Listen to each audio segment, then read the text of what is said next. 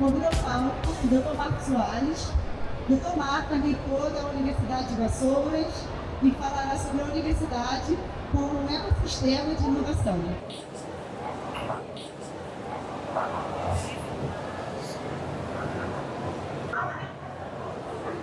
Boa tarde a todos e todas. É um prazer estar aqui falando para vocês. Eu vou fazer uma apresentação dividida, na verdade, em dois pequenos blocos. Sendo que eu tinha apenas meia hora para falar e eu tenho uma certa dificuldade de falar só em meia hora, mas eu vou tentar ser objetivo e direto com vocês aqui. Eu sou o professor Marco Antônio Soares de Souza, sou reitor da Universidade de Vassouras e pediram para eu vir compartilhar com vocês hoje, nesse espaço, a respeito do tema Universidade como ecossistema de inovação. Eu vou então trazer algumas reflexões a respeito do que vem a ser um ecossistema de inovação e pontuar, apresentar um pouco para vocês, para aqueles que já são nossos alunos, para aqueles que nos visitam aqui, o que é a Universidade de Vassouras hoje nesse cenário de pesquisa e inovação tecnológica. E eu começo já no próximo slide, trazendo uma pergunta, uma reflexão. O que vem a ser um ecossistema de inovação? Essa palavra, essa expressão ecossistema, ela é emprestada da biologia. Na verdade, o ecossistema é um ambiente, é uma situação, uma conjuntura em que vários agentes e parceiros e entidades interagem entre si em prol da sobrevivência e da manutenção daquele espaço, daquele ecossistema. O ecossistema nada mais é, embora seja muito complexo, do que um conjunto de forças e de pessoas e personalidades e de indivíduos e de entidades que atuam em torno de um objetivo comum. Então, nesse ecossistema de inovação, o objetivo desses agentes é a inovação. É ir além daquilo que já está posto como tecnologia, é ir além daquilo que já está posto como tecnologia utilizável, como tecnologia e como ciência, até aquele determinado momento em que você pega e transforma esse conhecimento em algo mais moderno, algo mais utilizável, algo mais inovador. E quando a gente define os agentes desse ecossistema, eu começo pela própria ideia de que esse ecossistema ele é composto de uma rede viva de pessoas, ideias e recursos. E aí vamos definir agora onde estão as pessoas, onde estão as ideias e onde estão os recursos dentro dessa ideia de um ecossistema de inovação. E o primeiro agente que surge desse sistema, dentro da nossa proposta aqui, é a universidade. É na universidade, é no espaço acadêmico, é no espaço de reflexão pedagógica, acadêmica e científica, em que eu vou confluir para que pessoas e ideias aproveitem os espaços para que a inovação ocorra, ou seja, para que esse passo além daquilo que já é posto como tecnologia, daquilo que já é posto como conhecimento e ciência, esse passo além que nós definimos como inovação ocorra. Então, a universidade, mas não só a universidade, é óbvio, é o ambiente mais propício para que esses agentes, que são as pessoas, que geram as ideias e que ocupam e usam os espaços, utilizam os espaços, promovam esse passo a mais que a gente denomina aqui de inovação. O próximo agente que surge nesse conceito é o Estado. É o Estado. Num país, inclusive, como o Brasil, que é um país extremamente regulado, em alguns momentos, inclusive, cartorial demais, o Estado, a despeito dessa cartorialidade dele, desempenha um papel importante. Porque uma coisa que parece meio óbvia, a inovação ela precisa ser regulada. A inovação precisa de recurso. A inovação precisa de política regulatória, de política de estímulo. A inovação não é... os antigos aqui vão lembrar do professor Pardal, tem uma garotada nova que não deve saber o que é o professor Pardal, mas o professor Pardal é um grande precursor da inovação tecnológica. Mas a inovação não surge a partir de um professor ou de um conjunto de professores pardais.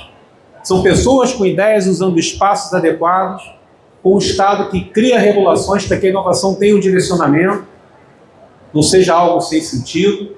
É o Estado que cria e estimula políticas regulatórias e de estímulo para que a inovação ocorra. Portanto, nesse ecossistema complexo, em que pessoas dotadas de ideias, em espaços adequados, que é o espaço da academia, funcionem de forma mais harmônica, de forma mais coesa, de forma contínua, é importante ter o Estado regulando, gerando políticas de estímulo. O terceiro agente que surge nesse contexto são os órgãos de fomento. O que são órgãos de fomento? Inovação, como pesquisa, como qualquer coisa nos setores produtivos, a inovação é um grande braço da produção, da produtividade, precisa de recurso financeiro. Não existe inovação sem dinheiro. Não existe pesquisa sem dinheiro. Não existe universidade, laboratório montado que não tenha recurso de algum lugar. E aí, ou eu capto isso na iniciativa privada, e daqui a pouco eu vou contextualizar um pouco o que é a Universidade de Vassouras nesse cenário, ou eu tenho esse apoio dos órgãos de fomento do Estado, alguns. Existem órgãos de fomento da iniciativa privada também, como a própria Fundação Severino de Sombra, A Fundação Severino de Sombra também é um órgão de fomento para a pesquisa e inovação. Para aqueles que são da Universidade de Vassouras, saibam disso. A Fundação que nos mantém também é uma entidade de fomento interna. Mas esses órgãos de fomento, que no Brasil, hoje, os principais, os mais conhecidos, são o CNPq, que é o Comitê Nacional de Pesquisa, que é o grande hoje financiador de bolsas de pesquisa, financiador de projetos, financiador de recursos, junto com a CAPES, que é outro órgão governamental federal de financiamento de projetos, de bolsas de pesquisas. Então vamos começar a desenhar esse ecossistema. Na universidade eu tenho as pessoas, as ideias e os espaços. O Estado me dá um norte para que as minhas ideias e espaços sejam bem utilizados em prol do objetivo comum, que é a sociedade. E onde eu consigo dinheiro para alavancar essas ideias, essas inovações e, de alguma forma, subsidiar essas pessoas que irão atuar nisso? Nos órgãos de fomento. Não posso deixar de citar também a FINEP, que é outro grande órgão de fomento que financia projetos, financia espaços, tem recurso para equipar laboratórios, tem recurso para bancar eventos e etc. No Rio de Janeiro, a nossa grande parceira, aí eu vou fazer uma pequena fala de ruptura no bom sentido aqui. Em que sentido que eu uso a palavra ruptura? É ruptura de paradigma. Há um paradigma no meio acadêmico científico de que a universidade privada não pode ter recurso do Estado para fazer pesquisa e inovação. Há um paradigma. Quem é do meio acadêmico sabe disso. Temos muita dificuldade de captar fomento no CNPq, na FINEP. Temos, que eu falo, setor. Não vou colocar a Universidade de Vassouras hoje nesse cenário, que a gente está começando a quebrar um pouco essa muralha, essa barreira, e está começando a ter mais interlocução com os órgãos de fomento. Eles entendem que existem universidades privadas e universidades privadas. Existem instituições que vão fazer jus ao dinheiro público que está sendo investido ali e outras que não farão. E por muito trabalho, muita dedicação, muita seriedade de quem hoje atua na Universidade de Vassouras, os órgãos de fomento entendem, começam a entender cada vez mais que vale a pena injetar recursos na nossa instituição. Tem aqui o professor Carlos Vitor, que é bolsista de produtividade CNPq, não sei quem mais é aqui do grupo, se tem mais alguém aqui, a Cristiane, né, a Paloma. Isso não vou dizer há muitos anos atrás, vou dizer há bem pouco tempo atrás, era uma coisa rara. E aí, quando eu falo que eu vou fazer uma ruptura aqui, eu tenho que dar mérito a quem já há muito tempo reconhece esse nosso potencial, que é a FAPERJ, que é a Fundação de Amparo à Pesquisa do Estado do Rio de Janeiro. A FAPERJ, dos órgãos de fomento tradicionais, vamos colocar dessa forma, foi o primeiro órgão que nos olhou, já não é de hoje, e hoje de uma forma muito mais próxima, como uma instituição de ensino superior privada, séria, onde vale a pena investir o recurso, porque cada centavo daquele recurso ali vai ser direcionado da forma adequada. Então, eu vou fazer esse vídeo uma salva de palmas para a FAPERJ, Mas vamos pedir uma salva de palmas para a FAPERJ, porque a FAPERJ é e tem sido uma grande parceira da Universidade de Vassouras, tá? O BNDES, que é o Banco Nacional de Desenvolvimento Econômico e Social, também tem editais aí para espaços e tal, então é um grande órgão de fomento também, a gente pode pensar. E eu não posso deixar de citamos aqui os principais órgãos de fomento estatais, federal, estadual, mas eu não posso deixar de citar a própria Fundação Severino de Sombra, que é a nossa mantenedora. Porque hoje eu posso dar uma estatística aqui, tirada da cartola para vocês, a despeito da FAPERJ, a despeito de termos aí furado a bolha do CNPq, furado a bolha da CAPES, e a FAPERJ nos receber muito bem, atender muito bem as nossas demandas, a grande financiadora dos nossos projetos se chama Fundação Severino de Sombra. Nós nos autofinanciamos. O que gera até algumas coisas bem bizarras quando a gente apresenta algum projeto em algum cenário. Eles questionam, vocês não têm bolsa do CNPq? Ela fala, tá, a gente tem bolsa da própria mantenedora. A própria mantenedora nos dá a bolsa, a própria mantenedora investe nessa estrutura. Não é comum, e ele vai aparecer aqui, ele é o quarto ou quinto slide, esse agente aparece aqui daqui a pouco, mas eu vou me antecipar, dar um spoiler. Não é comum a iniciativa privada no Brasil investir em inovação em centros acadêmicos, em centros tecnológicos, infelizmente. A gente está muito atrasado no cenário, porque aqui não existe a cultura da iniciativa privada abarcar certos projetos. Está ela aqui. Tá?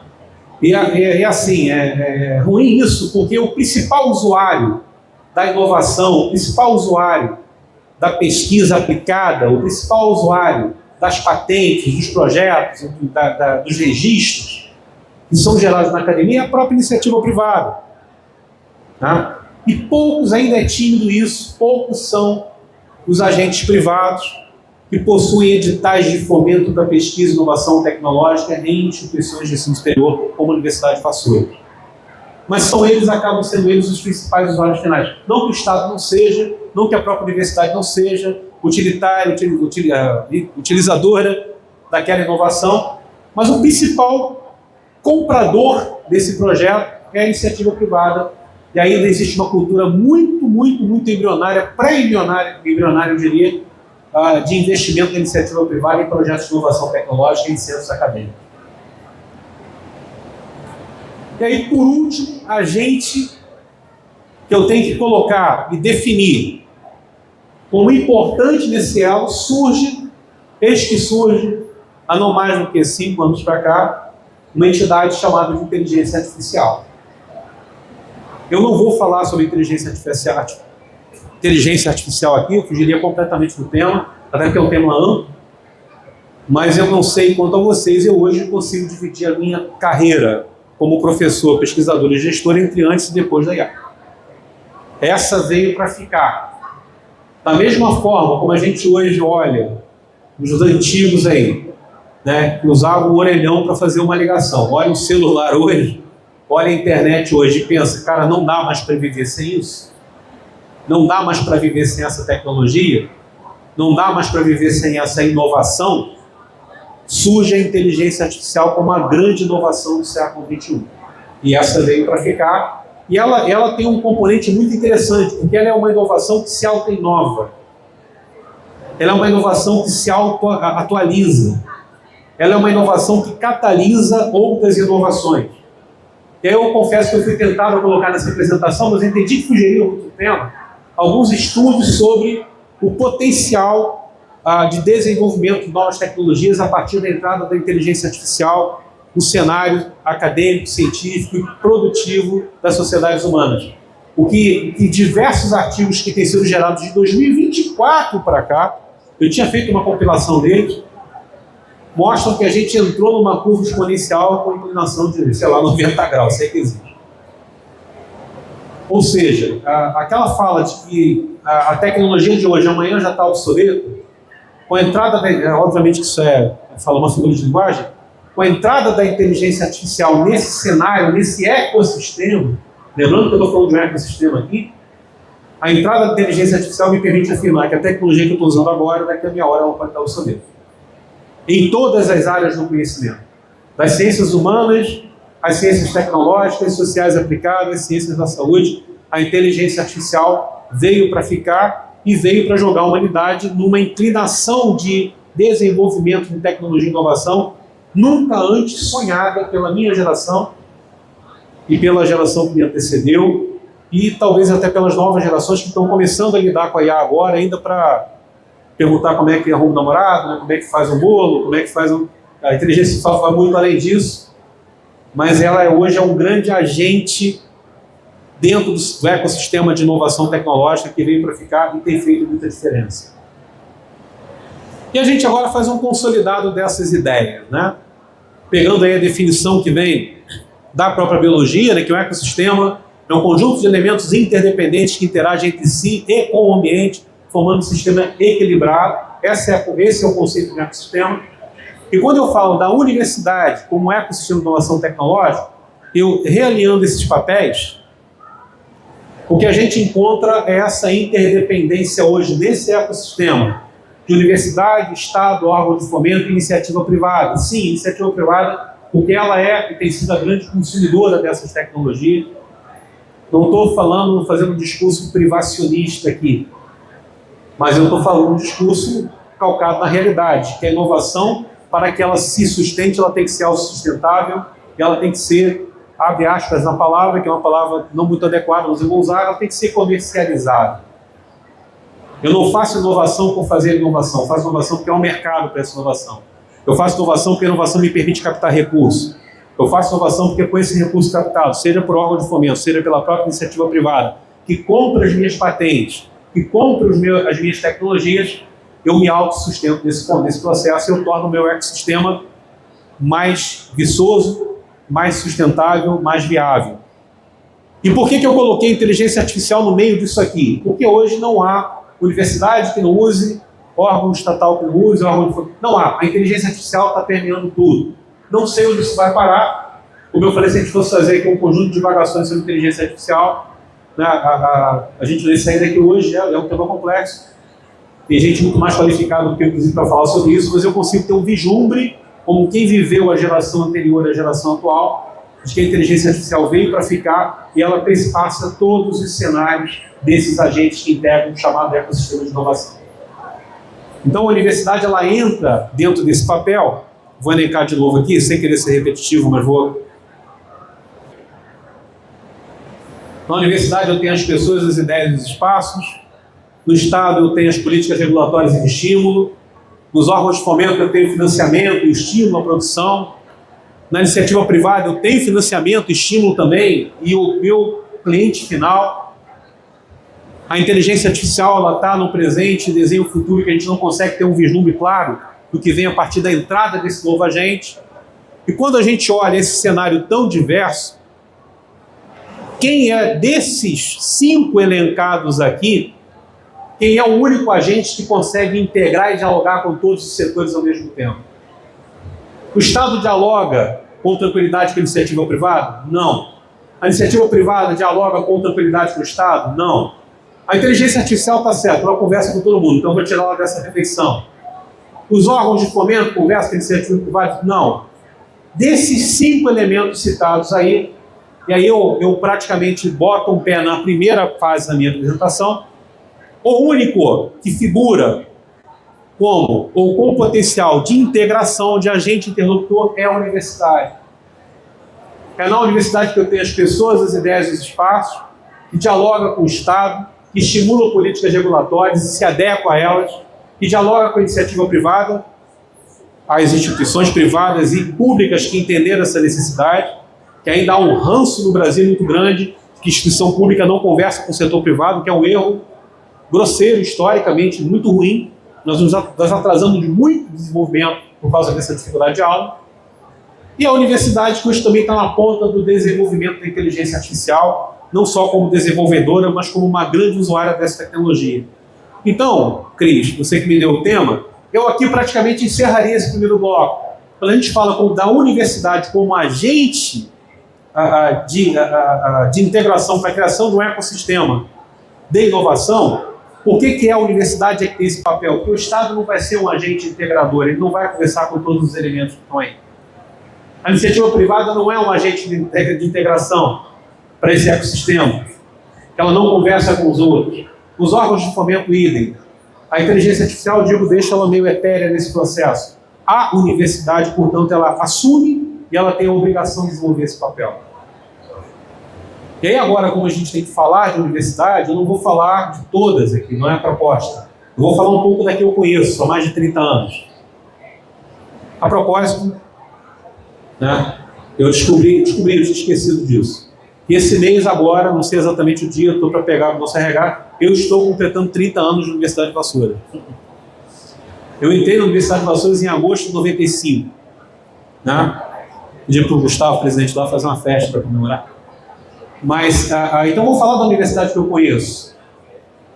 Eu não vou delimitar territórios aqui, entre público e privado, não é uma proposta, mas eu quero falar um pouco da Universidade de Vassouras. Começando por esse bloco que eu chamo de quem somos e onde estamos.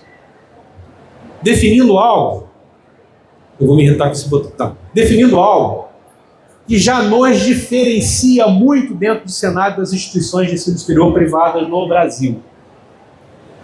Nessa primeira frase, eu já tenho uma colocação ali que nos define de forma absoluta nesse cenário. Nós somos uma instituição de ensino superior filantrópica, sem fins lucrativos, que já atua no cenário do ensino superior brasileiro há 58 anos. A Fundação Severino Sombra, ela atua no ensino superior e atua na pesquisa, na extensão, há 58 anos. Nós não chegamos ontem nesse cenário. E o que nos diferencia de outros grandes grupos, de outros grandes agentes, sem criticar, a ideia não é essa, o sol nasce para todos e tem espaço para todo mundo, o Brasil é um país muito grande. Nós nos diferenciamos porque o nosso objetivo final não é o lucro. Nosso objetivo final é ensino, pesquisa, extensão, sustentabilidade, e agora entendemos, agora não, já não é de hoje, acho que por isso fui chamado para falar aqui, entendemos o nosso papel como um grande agente interlocutor nesse ecossistema de inovação, desenvolvimento científico e tecnológico. Somos um grande farol do setor privado do ensino superior brasileiro, apontando que é sim possível a universidade privada fazer pesquisa, fazer inovação, se autossustentando, buscando apoio dos órgãos de fomento, Somos capazes sim. E o que nos permite caminhar nesse caminho é porque nós somos uma instituição filantrópica. A Univassouras não tem dono.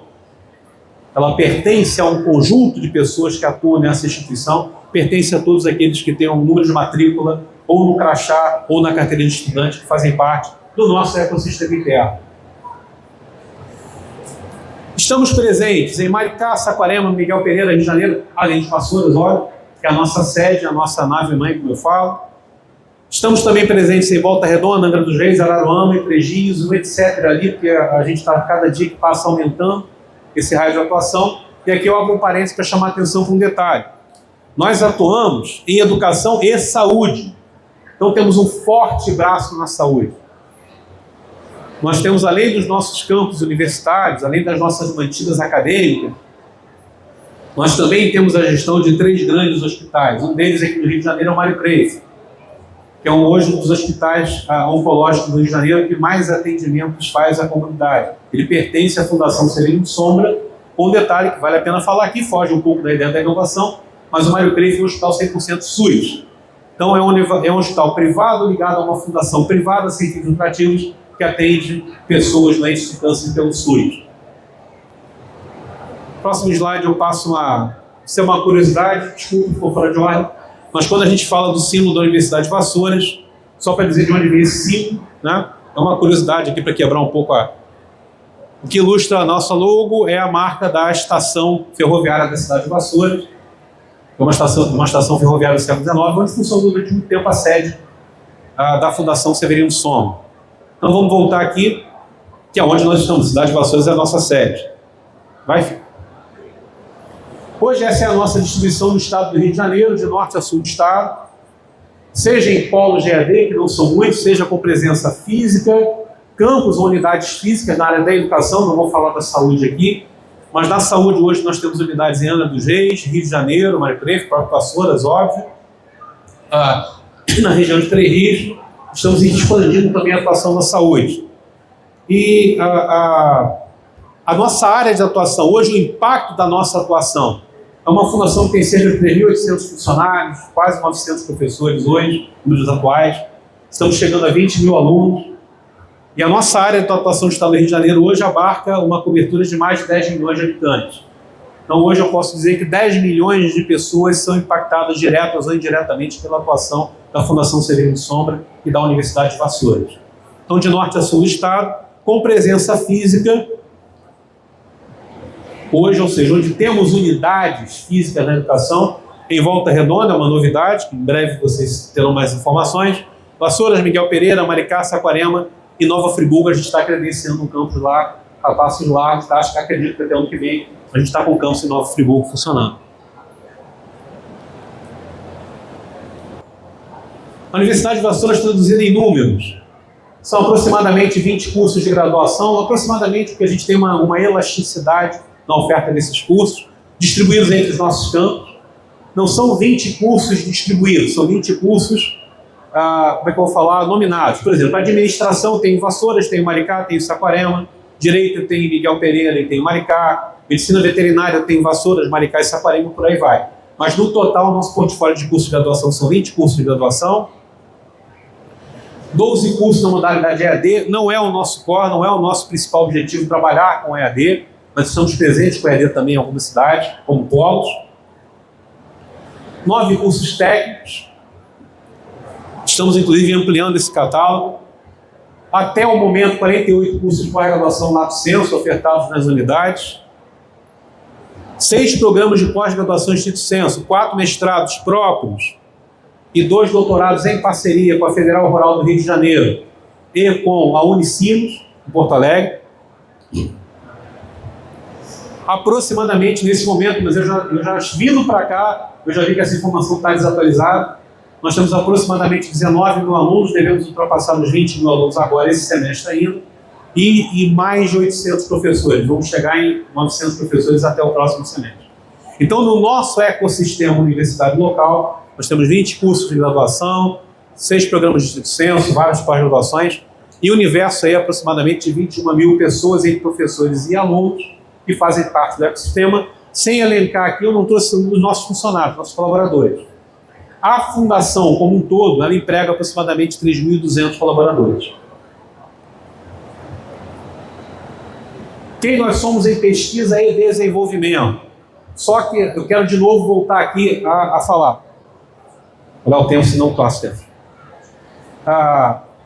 Somos uma universidade privada, sem fins lucrativos, no interior do estado do Rio de Janeiro, embora estejamos com campus em Maricá e Saquarema, com unidades de outras cidades, iniciando atividade, que há bem pouco tempo, considerando universidades públicas, que já tem uma tradição de fomento já de décadas, há bem pouco tempo começou a captar e ter estímulo de recurso público, via CNPq, FAPERJ, CAPES e por aí vai, e a própria fundação. Mas nós somos uma universidade que hoje tem 204 projetos cadastrados em nossa base, projetos em andamento. Obviamente não tem tempo de falar de todos aqui, elenquei alguns bem interessantes e voltados ao tema do agro, da sustentabilidade, da questão ambiental. Temos 53 patentes de inovação registradas. Aqui há uma curiosidade também que eu acho que vale a pena citar. Todo mundo fala que universidade privada não faz pesquisa porque pesquisa básica não dá dinheiro, pesquisa básica não dá retorno. Ok, é verdade, isso é verdade. Então vamos fazer o seguinte, vamos fazer pesquisa aplicada. Vamos investir em programas de mestrado profissionais que têm a obrigação de gerar um produto, têm a intenção de gerar uma patente, e algumas dessas patentes são comercializáveis, ou seja, o produto que eu gero no meu laboratório, lá da orientação do meu mestrando, lá da orientação do meu doutorando em parceria, lá dos meus laboratórios, esse produto ele tem valor agregado, e nós já temos patentes em negociação, inclusive. É para ganhar dinheiro com isso? Não, eu não sou uma fundação que quer ganhar dinheiro. É para captar recurso próprio, sustentar novos projetos, novas patentes, novas inovações. Temos 20 patentes de inovação em desenvolvimento, 66 registros de software, que são inovações também, são softwares nossos. Então, a imensa maioria, se não todos, aqui eu posso falar uma coisa errada, mas oriundos dos nossos programas de mestrado, que tem essa linha também de pesquisa aqui no final. O cara não precisa gerar uma tese ou uma dissertação, ele gera um produto, que seja um software, para finalidades diversas, dentro, obviamente, das linhas de pesquisa dos nossos mestrados e doutorados, em parceria. Temos 26 registros de marcas e algo que é bastante interessante, o coeficiente de potencial inovador de aproximadamente 70%, que é considerado hoje um coeficiente bom. Há determinados indicadores que dizem que de 70 para cima começa a ficar excelente. A gente está nesse processo aí 4 anos, 5 anos, né? Lembrando que teve uma pandemia, né, algum tempo atrás, acho que ninguém mais lembra dela, mas teve, né? Isso atrapalhou algumas coisas, mas eu asseguro a vocês que esse coeficiente de potencial inovador e de registro de projetos aqui para uma universidade privada sem fins lucrativos que recebe pouco insumo de órgão de fomento é espetacular da nossa realidade. Eu não conheço outra universidade com esse perfil interior do estado do Rio de Janeiro, filantrópico, que tenha esse tipo de perfil de inovação. Não tem, tá, gente? E quem me conhece sabe que eu rodo o Brasil, conheço a realidade da universidade do Brasil inteiro, não varia tudo MEC. Não estou falando do meu MI, estou falando do cenário nacional. Não tem. Perdão, avancei aqui. Agora eu vou falar aqui de alguns... Já estou acabando. É meia hora mesmo que eu tenho. De algumas pesquisas, patentes e inovações. Agora eu vou tentar acelerar um pouco, porque tem um videozinho que eu faço questão de mostrar. Esse é um projeto da professora Cristiane, que é a nossa pró-reitora de pós-graduação e capacitação profissional, que é o Biovassouras, em parceria com a Secretaria de Ambiente, Agricultura e Desenvolvimento Rural, tá? Que produz, por exemplo, biodiesel. Esse é um projeto nosso laboratório da Química lá. Para quem não sabe, nós produzimos o biodiesel que é utilizado na frota de coleta seletiva do município de Vassouras. Então é um projeto de inovação, um projeto de pesquisa, um projeto que tem impacto social, desenvolvido por nós, puxado praticamente pela Fundação Severino Sombra, e que já nos rendeu aí exposição, né, Cris? Em vários cenários, em vários palcos do Brasil inteiro. Hoje, nós somos vistos como um case no cenário do biodiesel brasileiro. É como somos tratados em alguns fóruns aí. Nenhuma outra instituição privada chega perto disso. Também acho legal falar do nosso projeto, que é do concreto elaborado de forma sustentável para calçamento de via pública. Esse concreto é gerado a partir de resíduos da produção do biodiesel e de outros insumos também.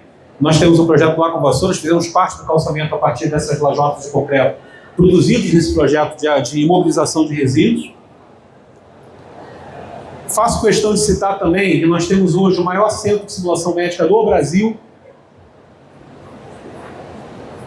Gente, não estou fazendo assim autopromoção ou autoexaltação da instituição que eu sou reitor, não é isso, tá? Eu estou passando o cenário real para vocês, de quem conhece o setor.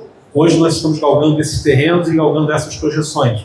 Temos sim o maior centro de simulação médica do país, são aproximadamente 3 mil metros quadrados de área, com laboratórios altamente tecnológicos, e que você utiliza não só para ensino, mas a gente vai começar a utilizar por pesquisa, por inovação também. Esse laboratório foi inaugurado agora, esse semestre, tem muita coisa para ser desenvolvida aí no livro. Faz parte de um conjunto, de um complexo, interligado ao nosso novo hospital. Nós já temos o Hospital em Vassouras, com cerca de 350 leitos. Estamos terminando esse hospital, que é anexo, ou melhor, o centro de simulações é anexo ao hospital. O hospital com mais de 30 mil metros quadrados de obra, com cerca de 450 leitos. Isso é um hospital privado que vai atender 90% pelo SUS. Tá? É bom pontuar isso aqui, para quem, se eventualmente tem alguém da área da saúde que entende disso, consegue perceber o impacto que nós estamos fazendo. Agora eu quero só ilustrar algumas das patentes que já são registradas. Algumas dessas, não sei se as que eu peguei aqui, eu confesso que eu pensei quase que de forma aleatória. Algumas das nossas patentes desenvolvidas no mestrado de cirurgia, urgência e emergência, são patentes registradas, algumas sendo negociadas já, ou seja, nos trarão royalties, nos trarão resultado financeiro, nos trarão recursos a partir dessa comercialização para injetar em novos projetos, novas pesquisas, novos laboratórios, novas estruturas, além dos órgãos de fomento que já nos olham com olhar de que dá para colocar dinheiro ali, que os caras fazem o dinheiro virar negócio, fazem o dinheiro virar inovação, fazem virar pesquisa. Então esse aqui é um dispositivo de proteção de artérias, veias e nervos, aplicado em cirurgia de estrutura do menisco. E um dos problemas, quando você vê o descritivo desse projeto, em cirurgia de menisco, há um índice elevado de hemorragias provocadas em função desse procedimento. Então esse é o equipamento que mitiga completamente esse risco, desenvolvido por nós, numa dissertação de mestrado, patente registrada e está no mercado. Outro bem legal, esse dispositivo transluminador vascular, você utiliza para punção venosa profunda. Eu não sei quem já precisou fazer esse procedimento, né, fazer a tal da gasometria lá. É um procedimento muito doloroso para o paciente, muitas vezes você perfura, várias vezes até encontrar. Esse aparelhinho desenvolvido no nosso mestrado, ele direciona o médico, que é só o médico que pode fazer esse procedimento, ele direciona esse profissional de saúde para encontrar exatamente por onde está passando a veia e tal. É um instrumento inovador, não tem isso no mercado. Tá? Salvo engano, essa é uma das patentes que está negociada, não lembro.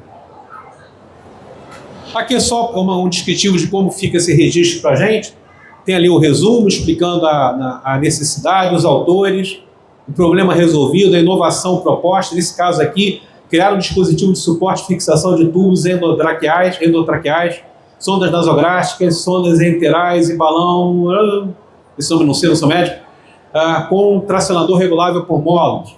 Não sei quem já precisou passar por um processo de intubação aqui e você não conseguiu intubar o paciente. Não sei se alguém já passou por isso. Temos pelo menos um amigo nosso de Vassouras que foi fazer uma cirurgia e não pôde fazer cirurgia porque não conseguiu intubar o cara. Muito bem dessa dificuldade, desse guia, dessa orientação. Esse equipamento resolve esse problema. Avançando, eu já estou caminhando para o final, tá, gente?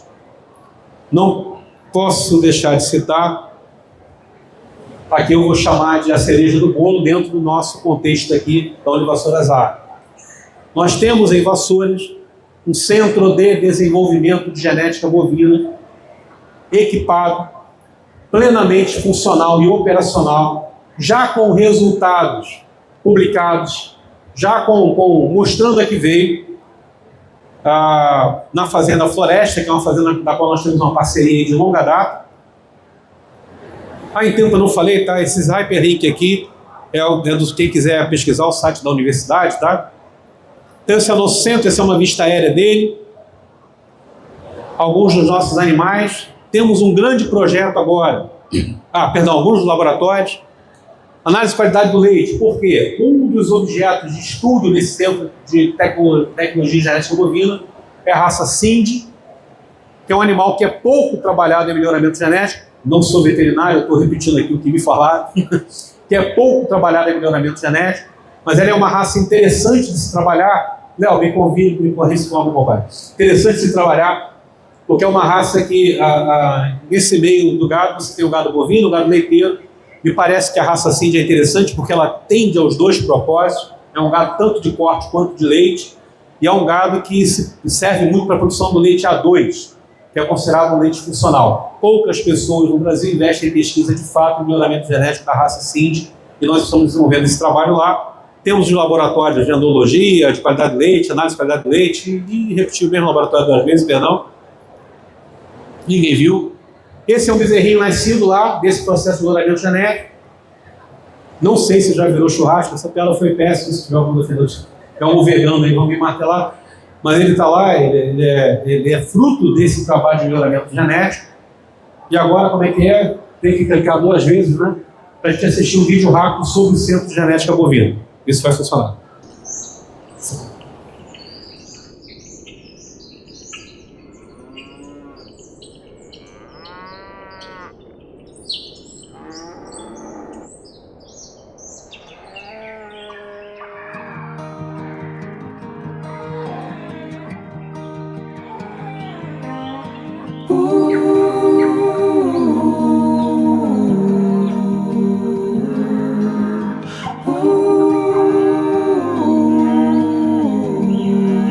O Centro de Desenvolvimento de Genética Bovina é um órgão da Univassouras que tem como missão apoiar academicamente os cursos de graduação em Medicina Veterinária, pós-graduação Lato Sensu, mestrado e doutorado, com aulas presenciais e práticas, estágios e pesquisas.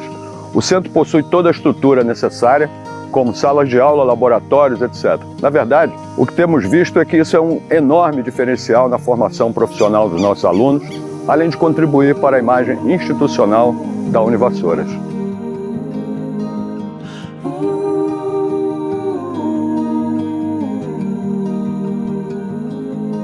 Hoje, o Centro de Desenvolvimento de Genética Bovina trabalha com 2 grandes projetos. O primeiro é da raça Nelore, no desenvolvimento de reprodutores e matrizes melhoradores para distribuição de genética produtora de carne, tanto a nível regional quanto a nível nacional. E o segundo projeto relacionado à genética da raça Sind, principalmente pela sua característica de dupla aptidão, produzindo assim animais de leite e carne. Esses 2 projetos estão amparados no Programa Nacional de Melhoramento Genético do Zebu, o PMGZ, que fornece ferramentas para o desenvolvimento acadêmico dos nossos alunos nas áreas de cruzamento de raças e genética bovina.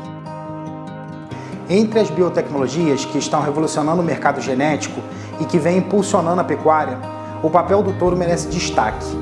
É aí que entra a andrologia, responsável por coletar e analisar o sêmen, garantindo o máximo aproveitamento dos touros, graças à produção de doses congeladas de sêmen de animais geneticamente superiores.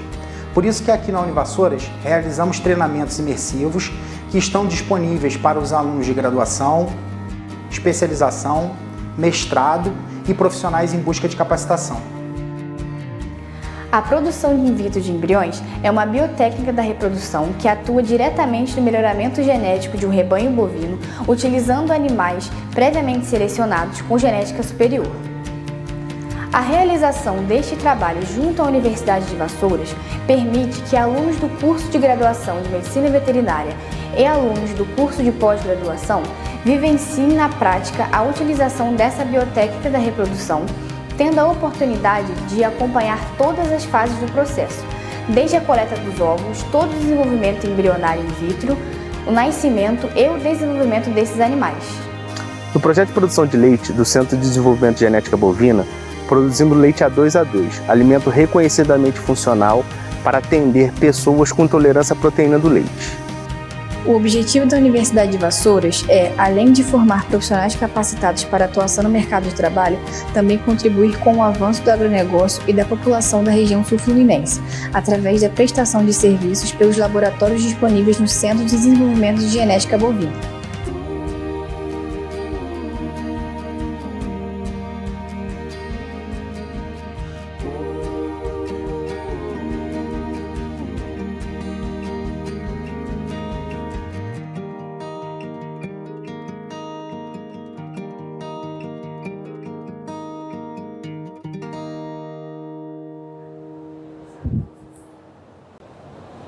Já estou finalizando, mas deixa aí esse gostinho de muito mais.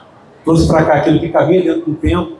A Universidade de Vassouras ela hoje tem atuado em várias frentes, com um eixo forte na saúde. Aqui nós temos um grande projeto do setor do agro. Não por menos temos a parceria com a Pesagro também. Não para menos temos esse eixo da Univassouras Agro. Parte desse projeto visa implementar melhorias no plantel entre os criadores da nossa região. E eu vou deixar aqui como frase, para finalizar a apresentação, uma frase que é considerado o pai da administração moderna, que é o Peter Drucker, que é: o melhor caminho para prever o futuro é criá-lo. É o que nós temos feito como universidade, como instituição de inovação tecnológica. A gente não tem que esperar o futuro chegar até a gente. A gente tem que tomar as rédeas disso e criar esse futuro. Então, gente, muito obrigado. Está aqui o meu e-mail, para quem quiser algum contato comigo, da reitoria. E o nosso muito obrigado aí pela atenção de vocês. Aguardamos quem nos conhece e visita lá. Obrigado, gente.